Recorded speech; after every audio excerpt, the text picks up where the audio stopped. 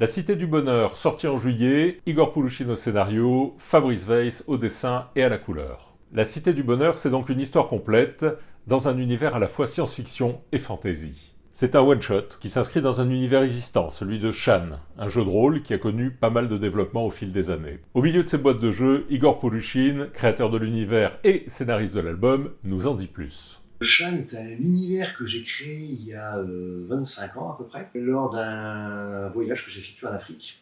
J'ai vécu 2 ans là-bas et j'ai eu l'occasion de rencontrer tout un tas de gens extraordinaires et puis de rencontrer des gens moins extraordinaires qui m'ont inspiré, soit la lumière de l'humanité ou au contraire les ombres. Et c'est ce qui m'a intéressé de retranscrire dans cet univers. Où justement on va parler de colonisation, on va parler d'héritage, on va parler de magie, d'esprit, de technologie. Pour la petite anecdote, j'ai évidemment pu tester mon jeu avec des amis africains, et où pour eux c'était un univers contemporain.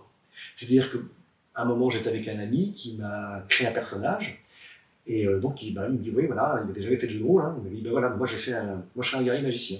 Ah bah super et tout. Et il commence à me le décrire avec les armes qu'il porte, les esprits qu'il peut invoquer, et tout ça. Je dis, oh, c'est incroyable, t'as déjà fait du jeu de rôle et tout. Non, pas du tout. Que tu connais comme roman de Rake Fantasy. Oh non, ça ne me branche pas. Non, là, moi j'ai décrit mon grand-père en fait. Okay. Et voilà, donc c'était très très rigolo, c'est comment le décalage de perception était génial en fait. Et m'a nourri, évidemment. La bande dessinée La Cité du Bonheur donc, est tirée de cet univers, et où on va explorer différentes facettes de ce monde. Donc l'idée c'était de partir sur un récit justement qui se passe dans un huis clos, dans une cité. Cette cité a été oubliée par l'administration. Et donc dans cette cité oubliée, nous avons des personnages qui vivent comme ils le peuvent. On va suivre donc 4 adolescents.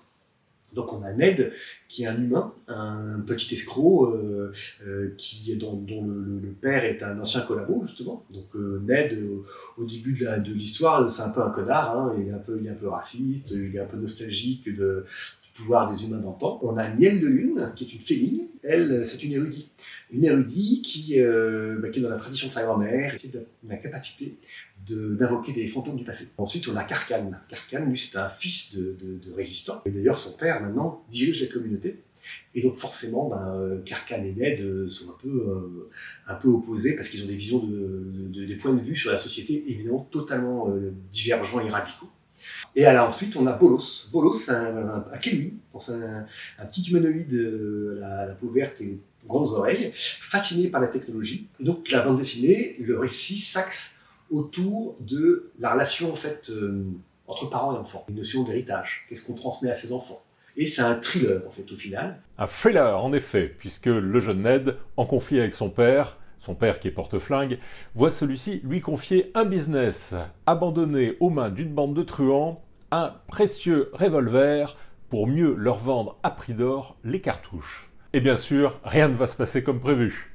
Au dessin, Fabrice Weiss, qui connaît bien cet univers puisqu'il l'a illustré pour pas mal de jeux, et qui signe là un premier album de BD avec une maîtrise remarquable.